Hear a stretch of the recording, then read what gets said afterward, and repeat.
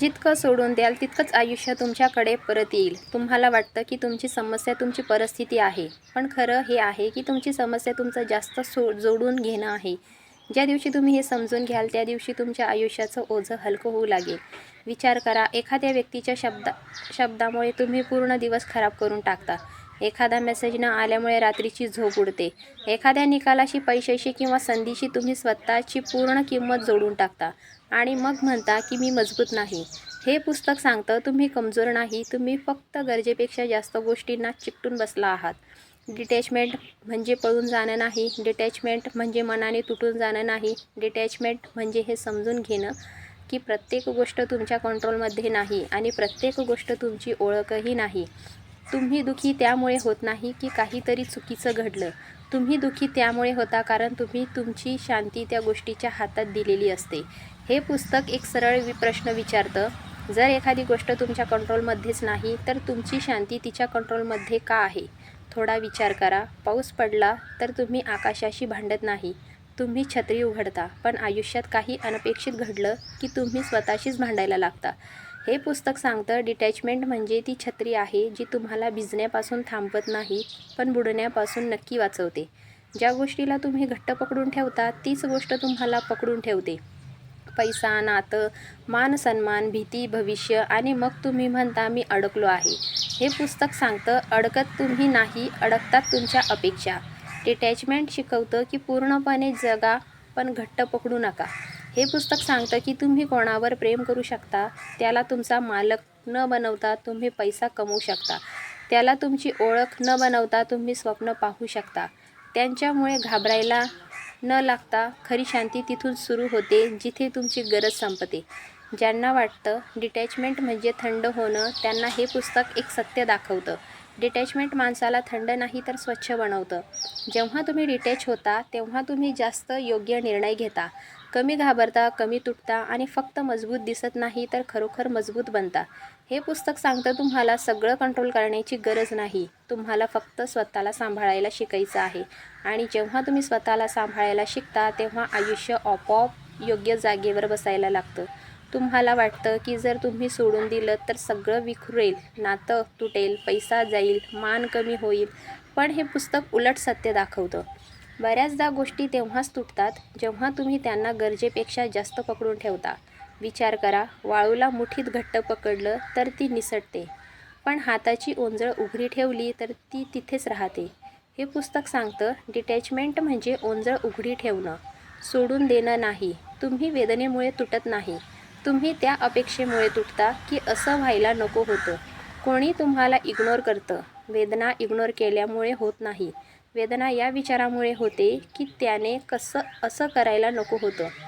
हे पुस्तक सांगतं आयुष्य तुमच्या पाहिजे वर चालत नाही, आयुष्य जे आहे त्यावर चालतं. आणि जोपर्यंत तुम्ही जे आहे ते स्वीकारत नाही तोपर्यंत शांती येत नाही. डिटॅचमेंट स्वीकारायला शिकवतं. हे झालं, हे सत्य आहे. आता मी स्वतःला कसं सांभाळू? तुम्हाला वाटतं की जर मी भावनिक राहिलो तर मी चांगला माणूस आहे, पण हे पुस्तक सांगतं जर तुम्ही प्रत्येक गोष्ट मनाला लावून घेत असाल तर तुम्ही स्वतःचेच शत्रू बनता. डिटॅचमेंट म्हणजे मन बंद करणं नाही, मनाला योग्य जागी ठेवणं आहे. प्रत्येक माणूस तुम्हाला समजेल हे तुमच्या कंट्रोलमध्ये नाही. प्रत्येक माणूस तुमच्यासोबत राहील हेही तुमच्या कंट्रोलमध्ये नाही. पण तुम्ही स्वतःला किती हरवणार हे पूर्णपणे तुमच्या कंट्रोलमध्ये आहे. हे पुस्तक सांगतं जो माणूस स्वतःशी जोडलेला असतो त्याला इतरांपासून तुटण्याची भीती नसते. डिटॅचमेंट तुम्हाला ती ताकद देतं की तुम्ही एकटे असतानाही पूर्ण राहू शकता. कोणीतरी आयुष्यात आलं तर तुम्ही आनंदी होता, पण तो गेला म्हणून तुम्ही संपत नाही. हीच खरी स्वातंत्र्य आहे.